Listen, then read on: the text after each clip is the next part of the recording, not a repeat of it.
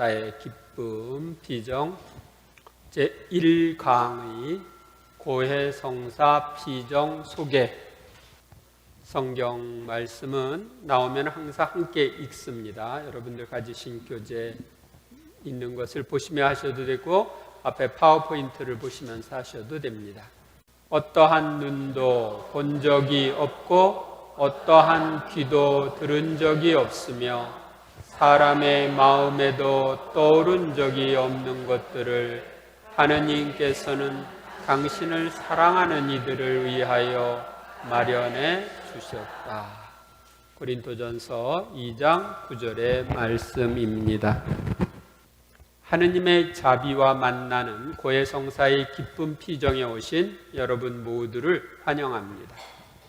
하느님께서는 우리를 너무 사랑하셔서 이 피정으로 불러주셨습니다. 하느님께서는 이 피정을 통하여 당신의 사랑과 자비를 보여주실 것입니다. 우리는 이 피정을 통해서 고해성사의 기쁨을 체험하게 될 것입니다. 1. 고해성사의 기쁨 피정을 하는 목적. 에제키엘서 34장 15절에서 16절. 내가 몸소 내 양떼를 먹이고 내가 몸소 그들을 누워 쉬게 하겠다. 주 하느님의 말이다. 잃어버린 양은 찾아내고 흩어진 양은 도로 데려오며 부러진 양은 싸매주고 아픈 것은 원기를 북돋아 주겠다. 먼저 고해성사를 멀리하는 이들을 돕기 위해서 이 피정을 합니다. 예전에는 주일 준비로 토요일에 고해성사를 보는 이들이 많았고 미사 전후에도 고해성사를 보는 이들이 많았습니다. 그런데 해가 갈수록 고해성사를 받는 이들이 줄어들고 있습니다. 사람들이 고해성사를 멀리하는 원인은 무엇일까요? 어떤 이들은 고해성사가 얼마나 큰 은총인지를 몰라서 멀리하기도 하고 어떤 이들은 개신교 신자들처럼 하느님께 직접 용서를 청하면 된다고 잘못 생각하여 멀리하기도 합니다. 어떤 이들은 자신의 죄를 사제에게 고백하는 부담과 두려움 때문에 고해성사를 멀리하기도 하고 고해성사로 인하여 받은 상처 때문에 고해성사를 멀리하기도 합니다. 그리고 이 모든 것을 이용하여 고해성사를 멀리하게 하는 사탄의 유혹에 빠져서 고해성사를 멀리하는 이들이 있습니다. 이번 피정은 고해성사를 멀리하는 이들이 고해성사를 가까이 할 수 있도록 돕기 위해서 합니다. 두 번째로는 고해성사를 받는 이들이 잘 준비하여 받을 수 있도록 돕기 위하여 이 교육을 합니다. 고해성사를 받고자 하는 이들 중에는 어떻게 하면 고해성사를 잘 받을 수 있는지 모르는 이들이 많이 있습니다. 대부분의 신자들이 가진 고해성사에 대한 지식은 예비신자 교리 시간에 1시간 정도 배운 것이 전부인 경우가 많습니다. 그래서 많은 신자들이 죄에 대한 성찰과 통해가 부족한 상태에서 판공성사 때만 형식적으로 고해성사를 받습니다.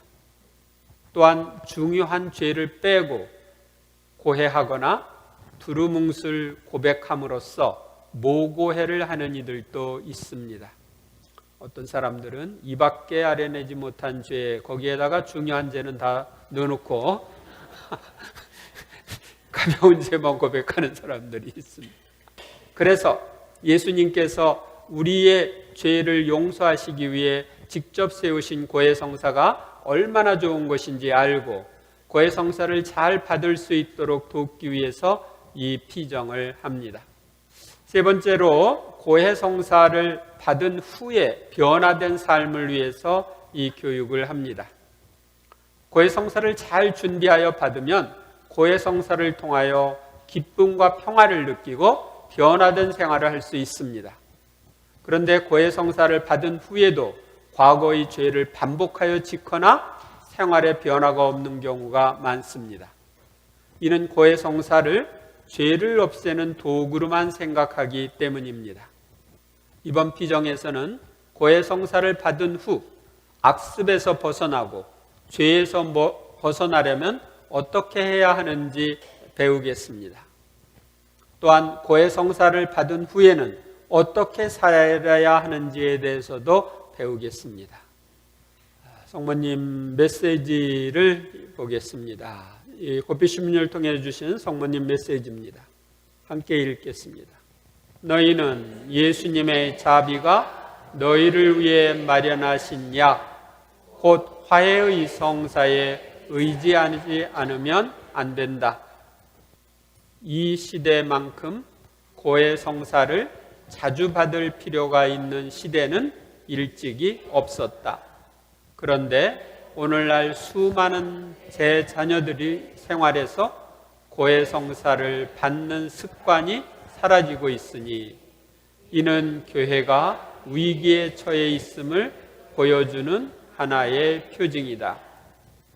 따라서 사랑하는 아들들아, 나는 너희를 통해 화해의 성사가 교회에서 다시 눈부신 광채를 띠게 하고 싶다. 이 은총과 하느님 자비의 원천으로 내 모든 자녀들이 대거 달려오기 바란다. 그리고 내 사랑하는 아들들인 너희도 자주 고해 성사를 받아라. 될 수 있는 대로 매주 그렇게 하기 바란다. 매주 우리가 못하죠? 모든 신자들에게 이 성사 활용의 필요성을 철저히 가르쳐라. 특히 대죄 상태에 있는 신자들을 잘 교육시켜야 한다.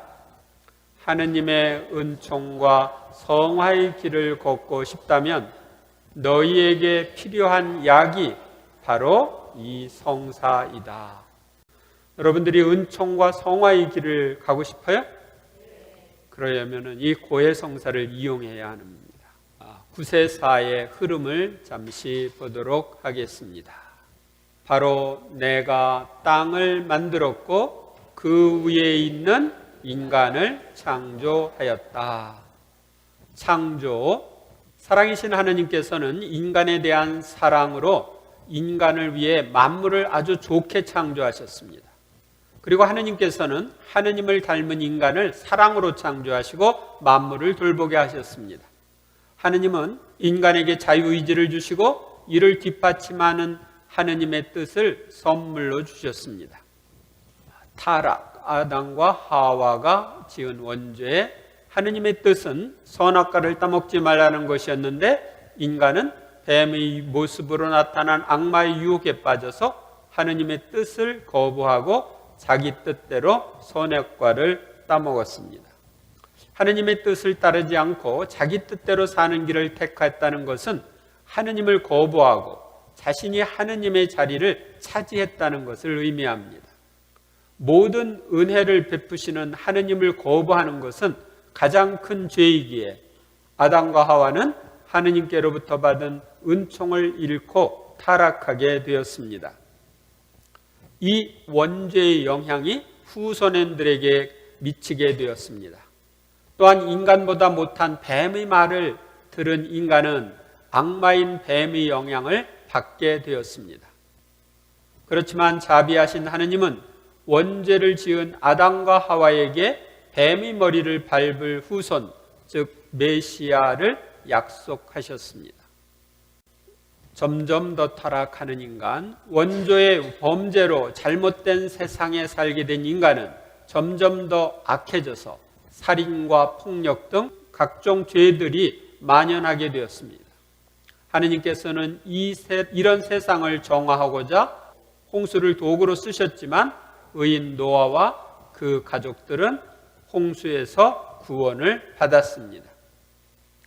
홍수 이후에도 인간은 타락하여 바벨탑을 쌓는 것을 보신 하느님은 인간의 언어를 흩으시어 인간들이 여러 지역으로 흩어지게 하셨습니다. 메시아를 보내주실 준비, 하느님께서는 원조에게 약속하신 메시아를 보내주시기 위하여 아브라함을 선택하시고 그 후손이 불어나 한 백성이 되게 하시고 그들과 계약을 맺으시고 계명을 주셨는데 그들이 이스라엘 백성입니다. 그리고 이스라엘의 역사와 예언자들의 예언을 통하여 메시아를 보내주실 준비를 하셨습니다. 메시아의 탄생. 하느님께서는 때가 찾아 수천 년 동안 거듭 약속하신 대로 메시아이신 구세주를 보내주셨습니다. 구세주의 탄생은 인류 역사의 분수령입니다. 그래서 구세주의 탄생 전을 BC, Before Christ, 그리스도 전이라는 뜻이죠. BC라고 하고 탄생 후를 AD라고 부릅니다. AD는 안노 도민인데 주님의 해 이런 뜻입니다. 안노는 해, 도민이는 주님. 하느님의 외아들이신 분이 인간을 죄에서 구원하시기 위해 이 세상에 오셔서 인류 구원 사업을 시작하셨습니다. 그분은 악마가 한 일인 죄를 없애시기 위하여 십자가에 못 박혀 죽으셨다가 부활하시어 우리가 천국에 갈 수 있는 길을 열어놓으셨습니다. 구원 사업을 계속해야 하는 교회. 예수님께서는 공생활 중에 죄를 용서하는 권한을 행사하시고 이 구원 사업을 계속하도록 베드로라는 반석 위에 당신의 교회를 세우셨습니다. 그리고 부활하신 후에 제자들에게 죄를 용서하는 권한을 주셨습니다. 승천하신 후 약속하신 대로 성령을 보내주시어 인류 구원 사업을 하는 교회가 확산되도록 하셨습니다. 나의 구원. 인류 구원 사업을 위임받은 사도로부터 이어오는 가톨릭 교회는 전 세계로 퍼져나갔고 마침내 나에게까지 도달하여 내가 구원을 받게 해주셨습니다. 나는 부모나 이웃을 통하여 하느님과 구세주를 알고 받아들일 수 있는 놀라운 은총을 받았습니다.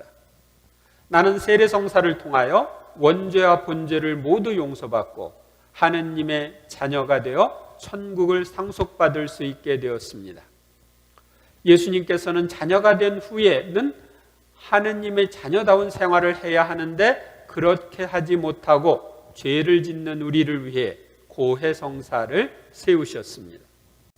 3. 구약 성경에 나오는 죄의 용서. 그리고 고해성사를 세우시기까지 죄의 용서의 흐름을 보도록 하겠습니다. 탈출기 34장 6절에서 7절. 주님은 자비하시고 너그러우신 하느님이다. 분노에 더디고 자애와 진실이 충만하며 천대에 이르기까지 자애를 베풀고 죄악과 악행과 잘못을 용서한다. 아담과 하와 카인에게 자비를 베푸시는 하느님. 창세기 3장에 보면 하느님께서는 죄를 짓고 숨은 아담과 하와를 찾아 나서십니다. 그런데 아담과 하와는 참회하고 죄를 고백하며 용서를 청하기보다 핑계를 댑니다. 그래도 하느님은 죄를 짓도록 유혹한 악마인 뱀의 머리를 밟을 하와의 후손인 메시아를 약속하시고 가죽옷을 만들어 입혀주십니다. 창세기 4장에 보면 카인이 아우 아벨을 죽이고도 주님께서 물으실 때 모른다고 잡아떼고 회개하지 않습니다. 그러나 하느님은 카인이 떠돌이가 될 것을 예고하시면서도 어느 누구도 카인을 죽이지 못하게 표를 찍어 주십니다. 형들의 잘못을 용서하는 요셉. 창세기 37장에서 40장 사이에 보면 야곱이 특별히 사랑하는 아들 요셉이 형들에 의해 이집트의 노예로 팔려간 내용이 나옵니다. 노예로 팔려가서도 하느님을 섬기며 죄를 짓지 않으려고 한 요셉은 주인집 아내의 모함으로 감옥에 갇힙니다. 그런데 감옥에 갇힌 대신들의 꿈 해몽이 맞아서 나중에는 파라오의 꿈까지 해몽하게 됩니다. 파라오는 그를 재상의 위치에 앉히고 전권을 주어 꿈대로 7년 풍년의 곡식을 모으고 7년 흉년에 곡식을 풀어 백성을 구하게 합니다. 요셉은 흉년이 들어 곡식을 구하러 온 형들을 시험한 후 자신을 노예로 팔아넘긴 형들을 용서하고 이집트에 와서 살게 합니다. 아버지 야곱이 죽자 요셉의 보복을 두려워한 형들에게 요셉은 이렇게 말하며 위로합니다. 형님들은 나에게 악을 꾸몄지만 하느님께서는 그것을 선으로 바꾸셨습니다. 그것은 오늘 그분께서 이루신 것처럼 큰 백성을 살리시려는 것이었습니다. 그러니 이제 두려워하지들 마십시오. 내가 여러분과 여러분의 아이들을 부양하겠습니다.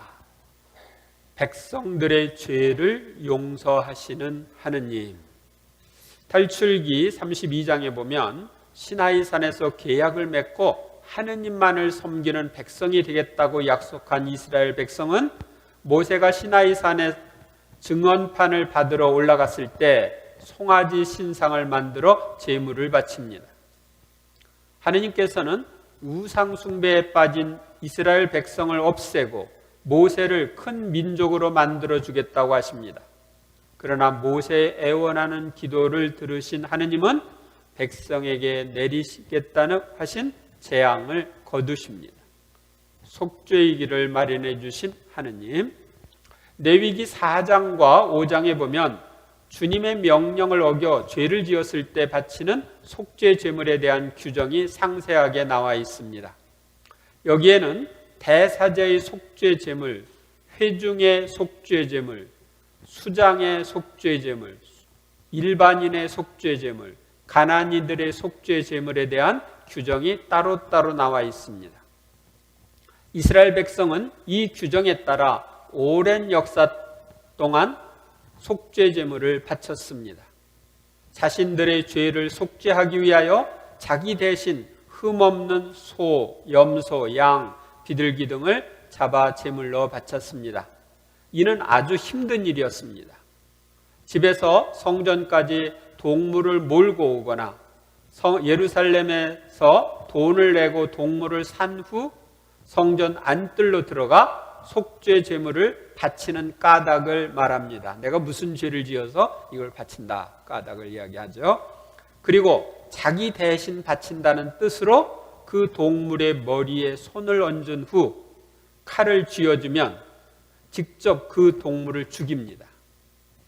죽인 동물의 피를 사제에게 주면 사제는 그 피를 번제 제단의 뿔들에 바르고 나머지 피는 제단 밑바닥에 쏟습니다. 그런 다음 국기름을 모두 떼어 사제에게 주면 사제는 그것을 살라 바칩니다.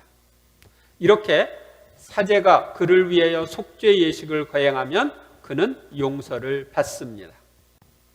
용서의 과정을 보면 하느님께서는 당신 백성에게 제시하신 행동 수칙을 어긴 사람이 자기 죄를 먼저 고백하게 하십니다.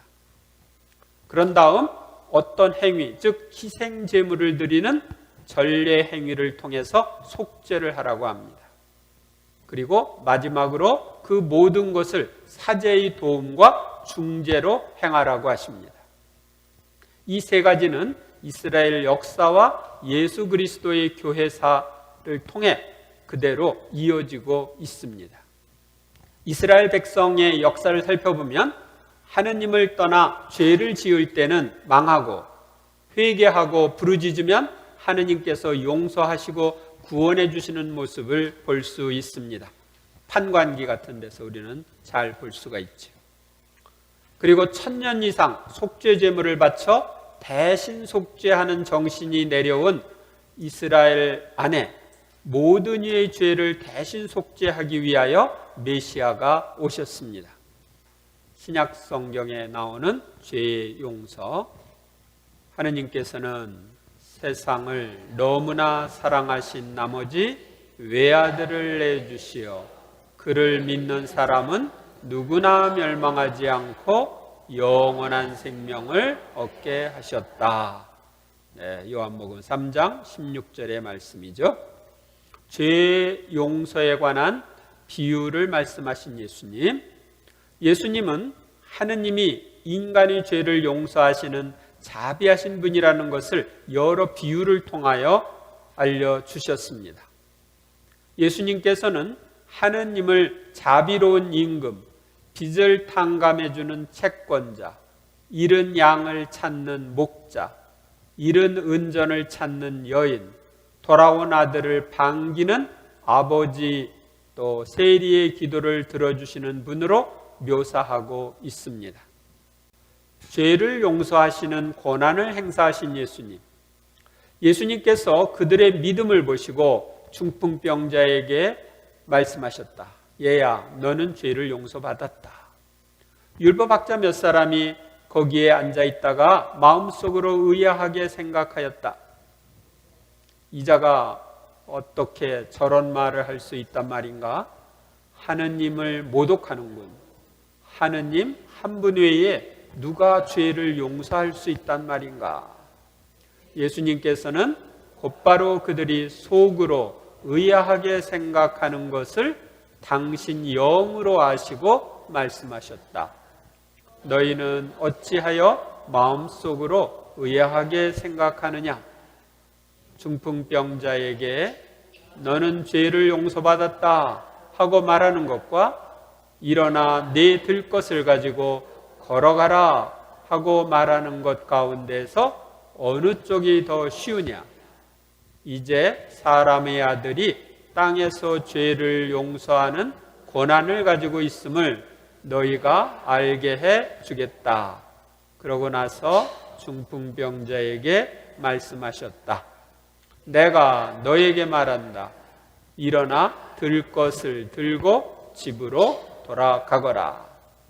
그러자 그는 일어나 곧바로 들 것을 가지고 모든 사람이 보는 앞에서 밖으로 걸어 나갔다. 이에 모든 사람이 크게 놀라 하느님을 찬양하며 말하였다. 이런 일은 일찍이 본 적이 없다. 누가복음 7장 48절. 그러고 나서 예수님께서는 그 여자에게 말씀하셨다. 너는 죄를 용서받았다.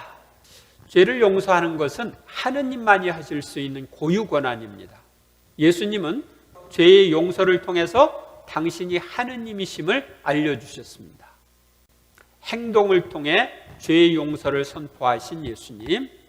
복음서에는 죄인과 어울리며 구원하시는 예수님의 모습이 나옵니다. 예수님께서는 공적인 죄인 취급을 받던 세리, 레위, 마테오를 제자로 부르시고 그의 집에 들어가 많은 세리와 죄인과 함께 음식을 잡수십니다. 또한 세관장인 zakhe오의 집에 들어가 머무심으로써 zakhe오를 변화시키고 구원하십니다. 그 당시 식탁 공동체는 평화, 신의, 형제의 용서를 의미했습니다. 예수님께서는 죄인과 함께 식사를 함으로써 그들을 용서하시고 하느님의 가족으로 받아들이셨습니다. 예수님은 죄인을 조건 없이 받아들임으로써 우선 회개와 보속, 그 다음에 용서라는 구약의 순서를 따르지 않았습니다. 그러니까 구약에서는 우선 회개하고 속죄 제물을 바치고 그 다음에 용서가 따랐어요. 그런데 그렇게 하지 않고 참회하지 않는 죄인에게 먼저 용서를 베푸셨습니다. 용서가 회개를 선행하였습니다. 예수님은 이미 받은 용서에 대한 응답으로 형제의 죄를 용서하라고 하십니다. 용서는 선행 조건 없이 베풀어지지만 회개가 반드시 뒤따라야 합니다. 그렇지 않으면 용서마저 무효화될 위험이 있습니다. 그래서 1만 달란트를 빚진 사람이 탕감을 받고 나서 100데나리온밖에 빚 안 진 동료를 용서하지 않고 감옥에 가둠으로써 어떻게 됐어요? 나중에 1만 달란트까지 다 갚도록 감옥에 들어가죠. 그러니까 용서를 받고 난 다음에는 나도 다른 사람을 용서해야 돼요. 용서하지 않으면 내가 받은 용서가 무효화된다. 하느님에게서 용서를 받는다는 것은 죄인이 변화된다는 것을 의미합니다. 용서받은 사람은 용서하는 사람으로 변화되어야 합니다. 죄인들의 죄를 짊어지고 죽으신 예수님, 세상의 죄를 없애시는 하느님의 어린 양이신 예수님께서는 온 인류를 대신하여 이 세상의 모든 죄를 짊어지고 대신 죽으심으로써 모든 죄를 속죄하셨습니다. 그리하여 예수님을 그리스도 곧 구세주로 믿고 따르는 사람들은 모든 죄를 거저 용서받을 수 있는 길이 열렸습니다. 사도들에게 죄를 용서하는 권한을 주시며 파견하시고, 예수님께서는 죽으시고 부활하신 다음 제자들에게 나타나시어 죄를 용서하는 권한을 주셨습니다. 요한복음 20장 21절, 22절, 23절 읽겠습니다. 예수님께서 다시 그들에게 이르셨다. 평화가 너희와 함께.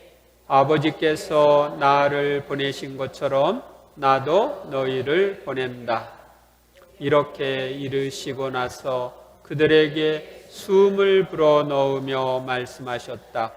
성령을 받아라. 너희가 누구의 죄든지 용서해 주면 그가 용서를 받을 것이고 그대로 두면 그대로 남아있을 것이다. 하느님께서만 죄를 용서하신다. 예수님께서는 하느님의 아들이시기 때문에 자신에 대해 이제 사람의 아들이 땅에서 죄를 용서하는 권한을 가지고 있다고 말씀하셨고, 너는 죄를 용서받았다고 하시면서 이 신적 권한을 행사하신다. 여기 1441번 이렇게 나오죠. 이건 뭐냐면은 가톨릭 교회 교리서에 나오는 번호입니다. 가톨릭 교회 교리서 번호. 이거 번호가 하나가 나올 때는 이거 가톨릭 교회 교리서에 나오는 거다 이렇게 생각하시면 됩니다. 나아가 당신의 신적 권위로 이 권한을 제자들에게 주시며 당신의 이름으로 행사하게 하신다. 5. 교회 역사에 나오는 죄의 용서. 누가복음 24장 47절.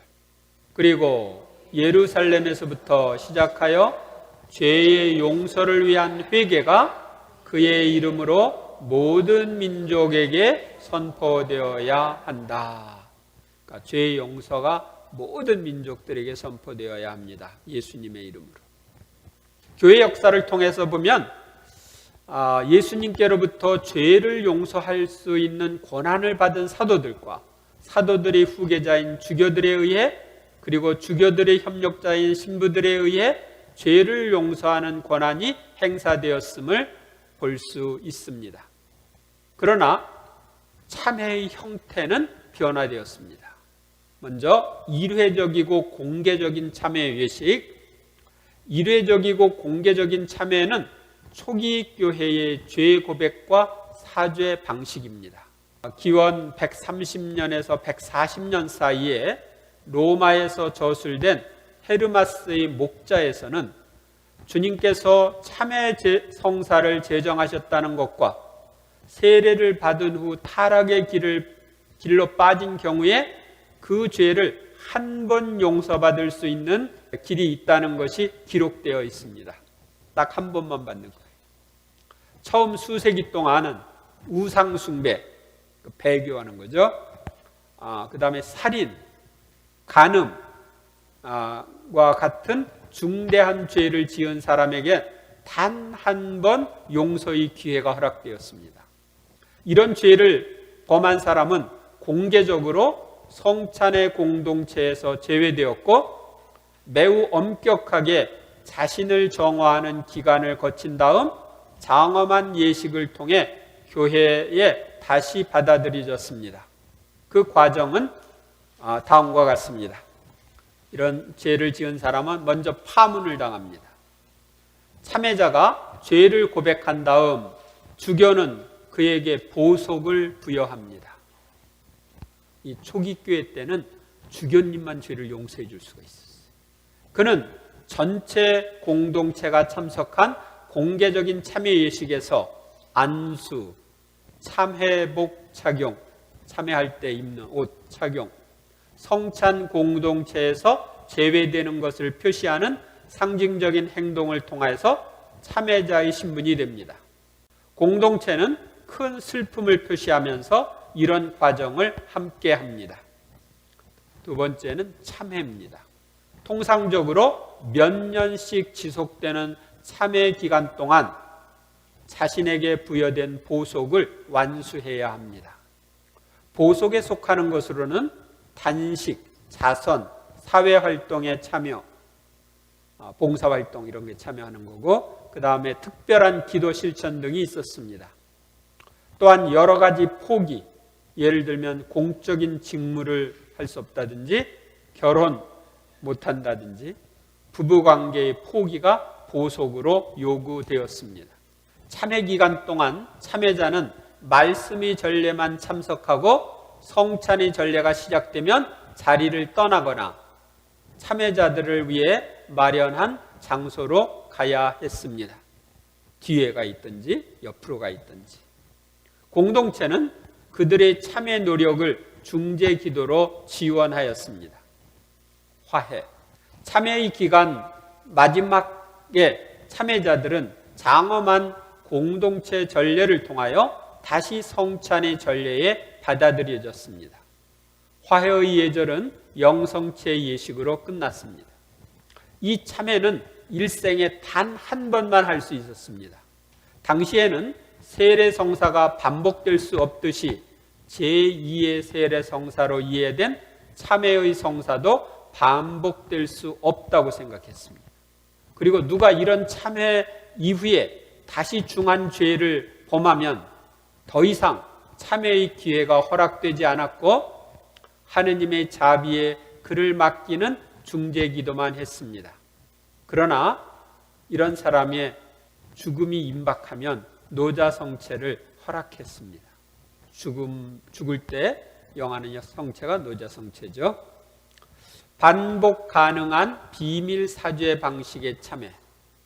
6세기까지는 고대 교회의 일회적이고 공개적인 파문 방식의 참회가 지배적이었습니다.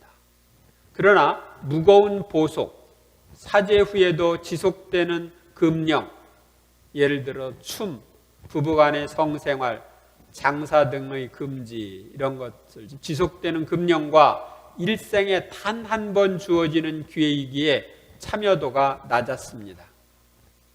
참회는 늙은 나이에 죽음이 임박한 시기까지 미루어지게 되었습니다. 이런 사목적 위기의 해결책은 아일랜드로부터 나왔습니다. 아일랜드 지역의 수도자들은 덕망 있는 수도자에게 자신의 죄를 사적으로 고백하고 조언을 받았던 동방수도의 전통에서 영감을 얻어서 사제에게 개별적으로 죄를 고백하고 사죄를 받는 참회 방식을 개발하여 수도원 안에서 실천하였습니다. 아일랜드 수도자들은 7세기경에 이런 개별 참회 방식을 일반 신자들에게 적용하였습니다. 이제 주교가 아니라 사제를 통해서 반복적인 사죄가 언제라도 가능하게 되고 대죄만이 아니라 소죄도 고백하게 되었습니다. 처음에는 대죄만 고백하고 철저한 보속을 통해 용서를 받았는데 이제 소죄까지도 고백하고 개별적으로 용서를 받게 된 겁니다. 처음에는 과거처럼 무거운 보속이 부과되었으나 이것은 변경되어 헌금, 많은 기도, 편퇴 등으로 대치되었습니다. 편퇴는 이제 자기 몸을 고통스럽게 때리는 것, 이걸 편퇴라고 합니다. 이런 새로운 참회 형태는 아일랜드와 스코틀랜드 선교사들에 의해 유럽 대륙으로 전해졌습니다. 처음에는 이 새로운 형태의 참회를 배척하다가 개인적인 죄에 대해서는 개별 참회로, 공개적인 죄에 대해서는 공개적 참회로 하게 되었습니다. 하지만 개별 참회가 계속 전파되면서 800년경에는 개별 참회가 지배적인 위치를 차지하게 되었습니다. 그리하여 1215년 제4차 라테란 공의회는 적어도 1년에 한 번은 모든 죄들을 권한이 있는 사제에게 정직하게 고백하고 부과된 보속을 힘을 다하여 완수하도록 노력해야 한다고 규정하였습니다. 이게 오늘날까지 내려와서 여러분들이 1년에 한 번은 고해성사를 받아야 된다는 교회법이 있죠.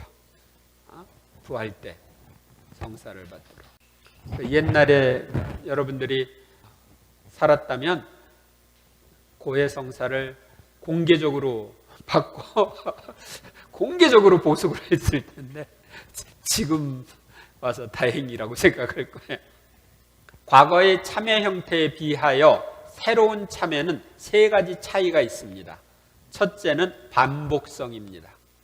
중대한 잘못을 범하더라도 계속 참회가 허락되고 소제도 이 참회에 포함되었습니다. 둘째는 비밀 유지입니다. 고백의 내용뿐만 아니라 참회자의 신원도 드러나지 않았습니다. 전에는 공개적으로 했기 때문에 다 드러났죠. 셋째는 참회 기간도 점차 없어졌습니다. 처음에는 공개적인 참회처럼 사제에게 죄를 고백한 다음 참회 기간을 갖고 나서 사제에게 다시 와 죄에 대한 용서를 받아 교회에 다시 받아들여졌습니다. 그런데 점차로 많은 참여자들이 참회 기간이 지난 후 사죄경을 받으러 사제에게 다시 오지 않았기 때문에, 그리고 비밀 유지라는 이유 때문에 사죄경은 죄 고백 후에 즉시 주어졌습니다. 누가 이제 와서 전에 이러이러한 보석을 줘서 다 하고 왔습니다. 이제 죄를 사해 주십시오. 이렇게 했을 때 그 사람으로부터 처음 들었던 죄를 사제가 다 기억 못하죠. 해요? 못해요? 못하죠. 그리고 내가 그 사람이 죄를 이러이러한 죄라고 얘기를 또 할 수도 없어. 비밀 유지를 해야 되니까. 그래서 이제 사죄경을 고백 후에 즉시 주는 것으로 바뀌었어요.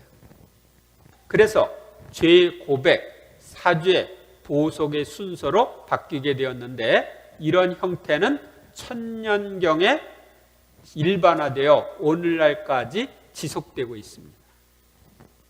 그래서 오늘날은 죄를 고백하면 사죄하고 보속으로 뭐 하라고 그러면 나가서 그 보속을 하죠. 이런 참회 방식은 죄인에게 먼저 용서를 베풀고 새로운 생활을 하도록 한 예수님의 사죄 형태에 더 가까운 것입니다. 요한복음 8장 11절. 나도 너를 단죄하지 않는다. 가거라. 그리고 이제부터 다시는 죄짓지 마라. 먼저 용서하고 나서 다시 죄짓지 말라고. 생활의 변화를 요구하시죠. 고해성사 강조점의 변화. 개별 고백이 도입된 6세기에는 각 죄에 대한 정당한 보속을 부과하기 위하여 참회 목록이 작성되었습니다. 참회 규정서에 규정된 보속 방법은 매우 엄격하고 속죄 기간도 길어서 신자들에게 많은 부담을 주었습니다. 9세기에는 죄의 고백이 강조되어 죄의 고백에 따라오는 수치심 때문에 고백 자체가 보속이 된다고 하였고, 죄의 고백 자체가 최고의 보속으로 평가되었습니다. 12세기의 초기 스콜라 신학에서는 통회 안에서 죄의 용서가 이루어진다고 보았습니다. 13세기의 중기 스콜라 신학에서는 통회를 불완전한 통회와 완전한 통회로 구분하고, 불완전한 통회는 사제의 사죄경으로 죄의 용서가 이루어진다고 보았습니다. 완전한 통회는 그냥 용서가 되고요. 성 토마스 아퀴나스는 통회와 사죄경의 상호작용 속에서 하느님의 용서가 참회자에게 실제로 효과를 낸다고 보았습니다. 1439년 피렌체 공의회는 참회자의 행위인 통회와 고백과 보속과 사죄의 사죄경이 모두 죄의 용서에 필수적이라고 밝혔습니다. 그러니까 통회, 고백, 보속, 사죄의 사죄경, 이게 다 들어가야 된다는 거죠. 20세기에 교황 비오 10세는 교령을 통해 오랫동안 가끔씩 영성체를 하던 신자들에게 가능한 한 매일 미사의 영성체를 하도록 권했습니다. 신자들은 매일은 아니더라도 한 달에 한 번은 영성체를 하였고, 영성체 준비로 반드시 고해성사를 보았습니다. 어떤 데는 단식 기도를 하면서 고해성사를 준비해서 매월 성사를 봤습니다. 20세기 중반에 들어서 자주 영성체를 하자 영성체를 위해 미사 때마다 고해성사를 보는 관습이 점점 줄어들었습니다. 1973년에 공포된 새 고해성사 예식서는 고해성사를 위한 3가지 양식을 제시하고 있습니다. 즉 개별적인 화해 양식, 개별 고백과 개별 사죄를 겸한 공동체적 화해 양식, 공동 고백과 공동 사죄의 공동체적 화해 양식입니다. 공동 고백과 공동 사죄, 일괄 사죄는 전쟁과 같은 긴박한 상황 때문에 죽을 위험이 있는데 사제들이 개별적인 고백을 들을 시간이 없는 경우에 가능한 것입니다. 또한 참회자의 수가 너무 많은데 개별 고백을 듣는 사제의 수가 부족하기 때문에 참회자들이 오랫동안 고해성사나 영성체를 못하게 될 경우에도 가능합니다. 그러나 일괄 사죄가 유효하려면 참회자가 자기 죄를 뉘우치고 다시 짓지 않기로 결심하고 남에게 끼친 손해를 보상하기로 결심해야 합니다. 아울러 현재 고백하지 못한 모든 대죄를 되도록 기회가 있는 대로 빨리 개별적으로 고백할 결심을 해야 합니다. 이런 결심이 없으면 무효입니다. 교회의 오랜 역사 안에서 고해성사는 변화를 겪었지만 2가지 핵심 요소는 변하지 않았습니다. 그 하나는 회개하는 사람의 행위인 통회와 고백과 보속이고, 다른 하나는 교회의 중개를 통한 하느님의 용서 행위입니다.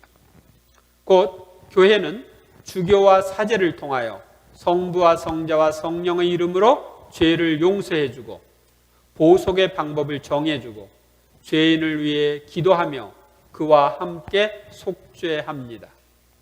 이렇게 해서 죄인은 치유되고 교회와 이루는 친교를 회복합니다. 다른 교파의 고해성사, 가톨릭 교회 이외에도 동방정교회와 성공회, 루터교회의 고해성사 예식이 있지만 가톨릭 교회는 동방정교회의 고해성사만 인정하고 있습니다.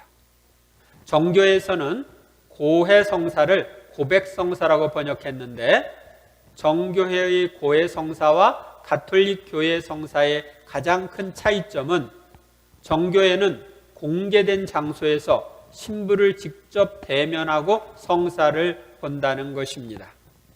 정교에서는 인간이 죄를 짓는 것을 일종의 병처럼 생각하며 어떤 인간이 어떤 죄를 고백하든지 사제가 마치 의사처럼 진단해주고 치료하는 관점에서 바라보기 때문에 고해소 같은 것은 없습니다.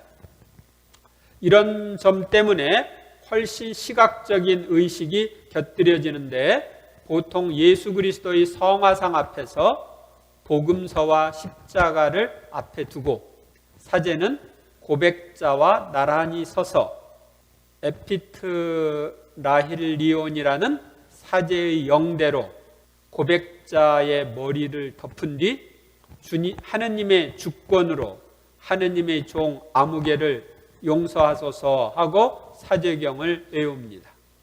성공회에도 가톨릭과 비슷한 형식의 고해가 있으나 교리적으로는 성사로 보지 않고 예식 또는 준성사로 봅니다.